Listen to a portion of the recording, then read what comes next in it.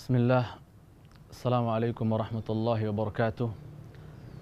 Alhamdulillah wassalatu wassalamu ala Rasulillah wa ala alihi wa sahbihi wa man ihtada bihadihi wa istanna bi sunnatihi wa iqtafa atharahu wa sunnatahu ila yaumiddin. Amma ba'd.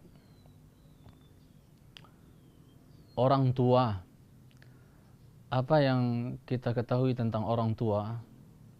Orang tua adalah dua hamba Allah Jalla wa'ala yang kerap kali Allah Subhanahu wa ta'ala sebutkan penyebutan tentang mereka berdua di dalam kitabillah Al-Quranul Karim, di mana Allah Subhanahu wa ta'ala menggandengkan antara kewajiban untuk mentauhidkan Allah Tabaraka wa ta'ala, beribadah kepada Allah Subhanahu wa ta'ala, digandengkan dengan kewajiban untuk berbakti kepada kedua orang tua. Di antaranya Allah Subhanahu wa ta'ala berfirman, "Wa qadha rabbuka alla ta'budu illa iyyah wa bil walidaini ihsana." Dan Allah Jalla wa ala memerintahkan kepada kalian untuk tidak menyembah kecuali Dia, kecuali Allah, tauhid. Kemudian tidak pakai tading aling-aling, Allah Jalla wa'ala langsung menggandengkan kewajiban tauhid, kewajiban beribadah kepada Allah. Allah gandengkan dengan kewajiban berbakti kepada kedua orang tua, dengan Allah katakan wabil walidaini ihsana, dan terhadap kedua orang tua hendaknya kalian berbuat ihsan, berbuat baik. Dan ini menunjukkan pemahaman sebaliknya, berarti Allah Subhanahu wa ta'ala mengharamkan yang namanya uququl walidain, durhaka kepada kedua orang tua, yang Allah Subhanahu wa ta'ala contohkan di antara bentuk durhaka tersebut adalah apa? Allah katakan, "Imma yablughanna 'indakal kibara ahaduhuma aw kilahuma fala taqul lahumā uff." Apabila salah satu di antara kedua orang tua kalian sudah sampai lansia, lanjut usia, salah satu di antara keduanya atau dua-duanya, maka apa? Allah mewanti-wanti kita, la taqul lahumā uff. Jangan pernah kalian katakan kepada kedua orang tua kalian itu uff. Apatah lagi yang abjadnya lebih banyak, ogah, tidak, malas, nyuruh mulu dan seterusnya. Jangan. Bahkan ada hadis yang maudhu', yang palsu, tapi secara makna tidaklah bertentangan. Kalau seandainya ada ungkapan untuk membantah kedua orang tua yang lebih singkat dibandingkan maka itu juga akan diharamkan. Kalaulah ada orang membantah orang tuanya dengan atau hanya dengan hembusan napas, ya, maka itu akan diharamkan oleh Allah Subhanahu wa ta'ala. Apatah lagi sampai seseorang atau seorang anak sampai membuat orang tuanya menangis, waliyadzubillah, ini merupakan uquq yang sangat besar, kedurhakaan yang sangat besar di sisi Allah Subhanahu wa ta'ala, yang kafarahnya dia harus membuat orang tuanya tersenyum kembali setelah tadinya dia membuat orang tuanya menangis. Kemudian, pemirsa Yufid TV yang saya cintai karena Allah Tabaraka wa ta'ala, coba kita melihat bagaimana perjalanan orang-orang salafus saleh, orang-orang saleh terdahulu dalam hal bakti mereka kepada kedua orang tua. Bagaimana hormat dan tunduknya mereka, ya, merendah dirinya mereka di hadapan kedua orang tua mereka. Karena Allah yang suruh memang. Allah Subhanahu wa ta'ala berfirman, "Wakhfid lahuma janahadz dzulli minar rahmah wa qur rabbirhamhuma kama rabbayani shaghira." Ya. Apa kata Allah Jalla wa ala? Wakhfid lahuma, rendahkan di hadapan mereka berdua, di hadapan kedua orang tua. Janah, Allah menggunakan bahasa janah, sayap, ya. Az-dzul, sayap kita tahu biasanya dimiliki burung. Dan burung ketika anak-anak burung yang masih kecil didatangi oleh induknya, apa yang dia lakukan? Dia tidak pongah di hadapan induknya, ya. Dia tidak sok pintar terbang di hadapan di hadapan induknya, tapi apa? Dia merendahkan diri. Dia merendahkan diri di hadapan induknya, minta belas kasihan kepada induknya supaya dia yang dikasih makanan duluan dan seterusnya. Subhanallah. Seharusnya seorang anak di hadapan orang tuanya seperti itu.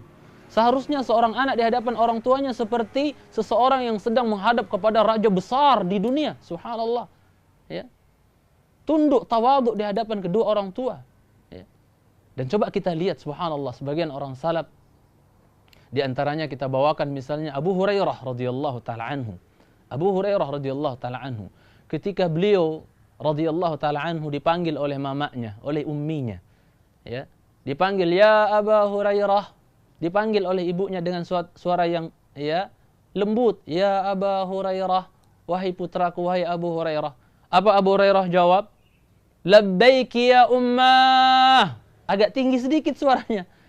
Suara dia menjawab panggilan ibunya, suaranya lebih tinggi dibandingkan panggilan ibunya. Dia katakan, labbaiki ya ummah. Wah, ada apa wahai ibuku? Iya wahai ibuku. Abu Hurairah berpikir, sepertinya saya tadi mengangkat suara saya, menjawab panggilan ibu saya, suara saya lebih tinggi sedikit dibandingkan suara ibu saya memanggil saya. Maka apa jamaah sekalian dicintai karena Allah SWT, pemirsa Yufid TV yang dimuliakan Allah Jalla wa'ala, Abu Hurairah menangis di pojok rumahnya, menangis sambil beristighfar, mohon ampun kepada Allah Jalla wa'ala. Dia merasa dirinya telah melakukan kedurhakaan yang besar di hadapan ibunya, kepada ibunya, menangis istighfar. Dia tidak tahan diri. Maka apa? Dia segera mengambil goceknya yang berisi dinar atau dirham, ya, kantong duitnya dia ambil, kemudian apa? Dia pergi ke pasar perbudakan. Buat apa pergi ke pasar? Ya, pergi ke pasar perbudakan. Ternyata beliau membeli 2 budak. Karena kita tahu budak dulu diperjualbelikan. Dia membeli 2 budak. Kemudian apa? Dia merdekakan liwajhillah. Dia merdekakan budak tersebut karena wajah Allah Jalla wa'ala. Sebagai apa? Taubatan. Ya, sebagai bentuk taubat dia, gara-gara apa? Gara-gara mengangkat suara lebih kencang sedikit dibandingkan umminya. Lebih mengangkat suara lebih kencang sedikit dibandingkan umminya. Subhanallah. Ya. Dia merdekakan 2 budak tersebut sebagai bentuk taubatnya kepada Allah. Sambil dia pulang dari pasar, dia membaca firman Allah, innal hasanat yudhibna sayyiat. Sesungguhnya perbuatan baik akan menghapus perbuatan yang buruk, kata beliau. Ya. Kemudian subhanallah, kalau kita lihat, ya, sebagian mereka, saya mengenal ada seorang ahli ilmu, subhanallah, di zaman sekarang masih hidup. Subhanallah, saking baktinya kepada ibunya, saking menghormati kedua orang tuanya, ibunya, sampai-sampai apa pemirsa yang saya cintai karena Allah Subhanahu wa taala. Dulu ketika beliau, orang tuanya atau ibunya masih hidup, beliau punya kebiasaan nelpon ibunya. Punya kebiasaan menelpon ibunya. Ya, dia telepon ibunya. Habis beliau menyampaikan ceramah atau kajian, beliau telepon ibunya. Ya, sebagai bentuk bakti beliau kepada ibunya. Di saat mungkin zaman sekarang banyak orang yang tidak telepon 2 orang tuanya, mungkin kecuali sekali berapa bulan dan seterusnya, waliyadzubillah, selalu telepon orang tuanya. Qadarullah ketika ibunya telah meninggal,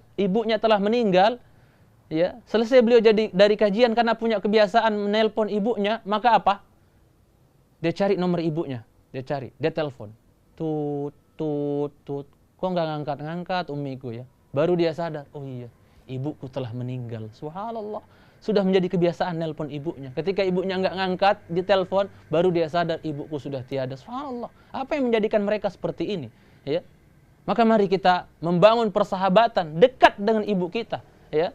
Sesungguhnya, ya, Muhammad ibn Munkadir, guru dari Al-Imam Malik, pernah berkata, engkau duduk di hadapan ibumu, ngobrol sama dia dan dengar hembusan nafas yang keluar dari, ya, ibumu, kau dengar obrolan dia, omongan dia, cerita dia, keluhan dia, sambil kau mendengar hembusan nafasnya, itu ahabbu ilallah minal jihadi fi sabilillah. Itu lebih Allah sukai dibandingkan berjihad di jalan Allah. Ngobrol sama ibu, dengar dia ngomong, dengarkan hembusan nafasnya, itu lebih Allah cintai dibandingkan jihad di jalan Allah Subhanahu wa taala.